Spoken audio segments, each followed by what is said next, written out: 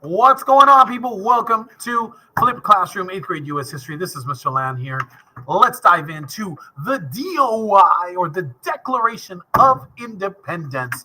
Hopefully, you are here to learn. Let's get into it. We're going to start with our Cornell note template, so make sure that you're using that to answer the questions.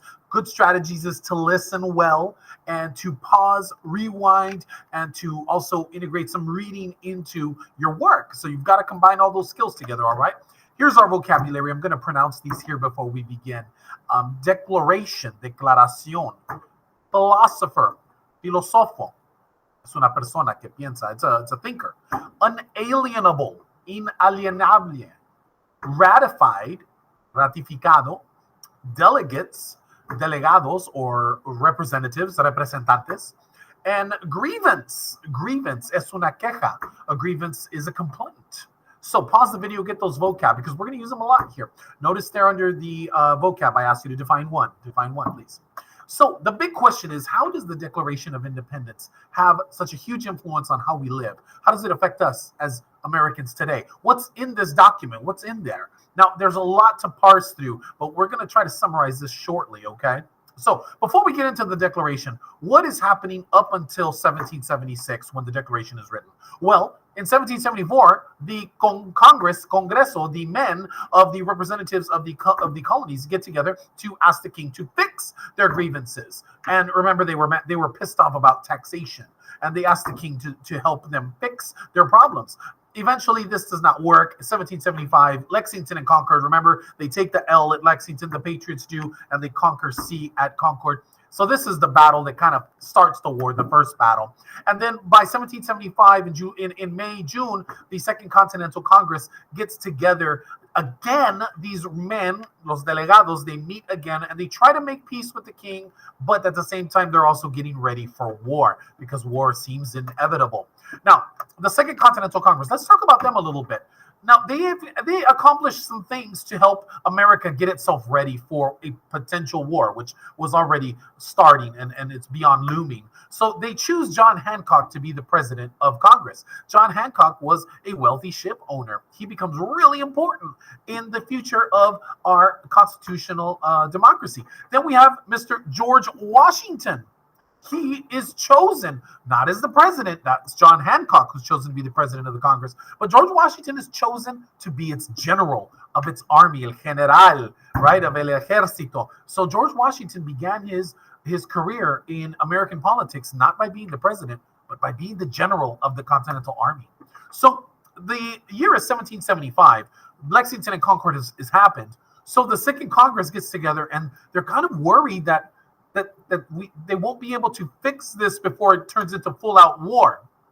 And the Congress sends King George a document called the Olive Branch Petition. A petition is a plea. They're asking for peace. They want peace with the king.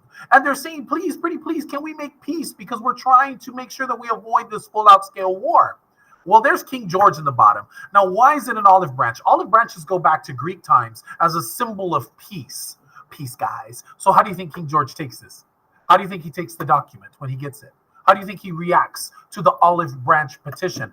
Yup, he takes it and he pretty much just says, forget about it. I'm not dealing with them. I'm the king.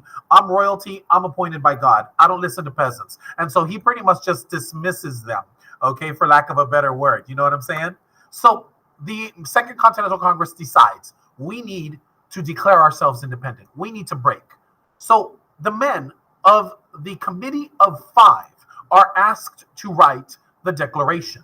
This is the Committee of Five, including the men John Adams, Benjamin Franklin, and Thomas Jefferson. These really important men are asked to write the Declaration.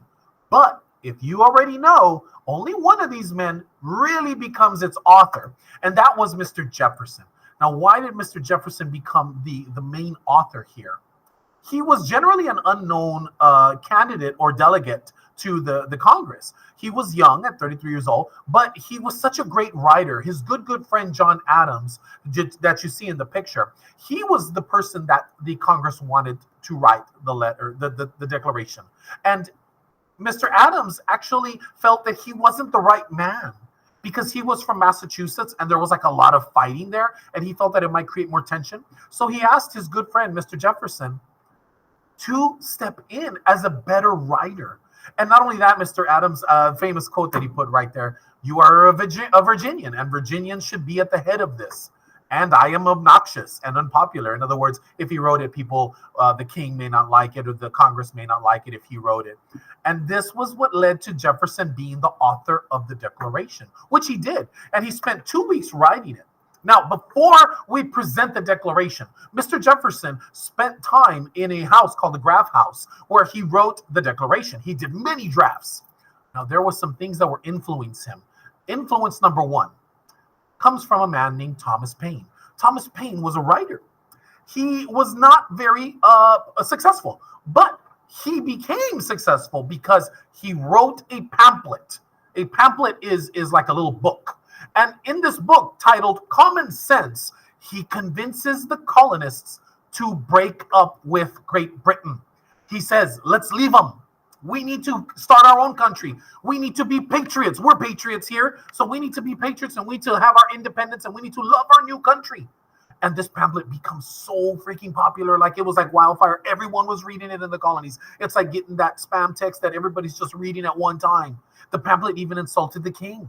So in this pamphlet, Mr. Paine pushes people to their patriotism, and Mr. Jefferson likes this. So it influences him. Another influence on Jefferson. Jefferson was a really smart man. He loved to read, a great reader. He was influenced by a philosopher, un filósofo, someone who thinks for a living. I know that sounds crazy. We'll talk about it in class.